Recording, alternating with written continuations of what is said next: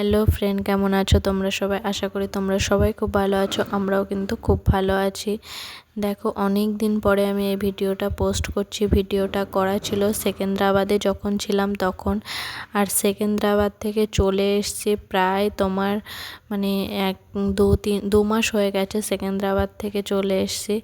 সেকেন্দ্রাবাদ থেকে আসার পরে কিন্তু ভিডিওটা এডিট করছি। আর এখানে আমার মনে পড়েছে, মানে আমি ক্যামেরা যখন ধরেছিলাম তোমাদের দাদাভাই ভাবছিল ফটো তুলবো, তারপরে যখন ভিডিও করছিলাম তখন তোমাদের দাদাভাই পুরো শকড হয়ে গেছিলো।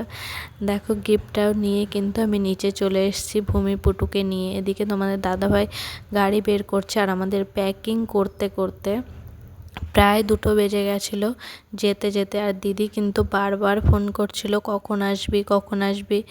আর এই দিদির সঙ্গে আমার আলাপ যখন আমি সেকেন্দ্রাবাদে এসেছি তখন থেকে। দিদি আমাকে হাতে ধরে ধরে সব কিছু শিখিয়েছে, কিভাবে রান্না করতে হয়, কিভাবে কি করতে হয়। আর আজকে দিদিকে ছেড়ে সবাইকে ছেড়ে চলে যাব। আর দিদিকে ছেড়ে 1 বছর দিদির কাছে ছিলাম, মানে দিদির পাশেই কোয়ার্টার, মানে ঘর ভাড়ায় ছিলাম আমরা। আর দিদির কোয়ার্টারও দূরেই পেয়েছে একটু, আমরাই ফার্স্ট কোয়ার্টার পেয়েছি। যখন দিদি এখানে ছিল আমরা এক জায়গায় ছিলাম, তখন কিন্তু দিদির বর ছিল না এখানে। আর দেখো, কথা বলতে বলতে চলেও এসেছিলাম।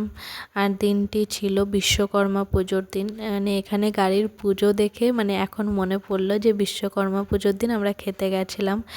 আর এখানে সবাই পুজো করেছে আর আমাদের পুজো করা হয়নি, কেন কি তার 2-1 দিন পরে আমরা বেরিয়ে যাব। আর এদিকে প্যাকিং চলছিল। প্যাকিং করার সময় কিছুই মাথায় আসে না, মনে হয় কোনটা ছেড়ে যাচ্ছি, কোনটা উঠছে ব্যাগে, কোনটা এই প্যাকিংয়ে দিয়েছি, এই সবই সেই সময় মাথায় থাকে। আর দেখো দিদিদের মানে হলটা কত সুন্দর, হলটাই একটু বড় দিদিদের। আর এখানে মানে পুজোর জায়গাটা আমি তো দেখে মানে আমার খুবই ভালো লেগেছে আর তোমাদের সঙ্গেও একটু শেয়ার করলাম। দিদিদের এখানে কিন্তু 2টো রুম আর 2টো বেডরুম আর একটা হল, একটা মানে কিচেন আর একটা ড্রয়িং রুম। আর এদিকে দেখো দিদির বেডরুমের ওপরে সুন্দর পেন্ট ছিল, সেগুলোও কিন্তু তোমাদের দেখিয়ে দিলাম। এটা আঙ্গন টাইপের, এখানে অনেকে সবজি লাগায়, অনেকে চেয়ার নিয়ে বসে।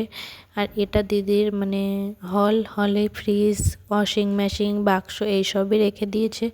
আর দিদিদের ঘরে প্রচুর জিনিস, প্রচুর। এদিকে দেখো দিদি আর দিদির বড় মেয়ে কিন্তু খাবার গোছাচ্ছিল আমাদের জন্য।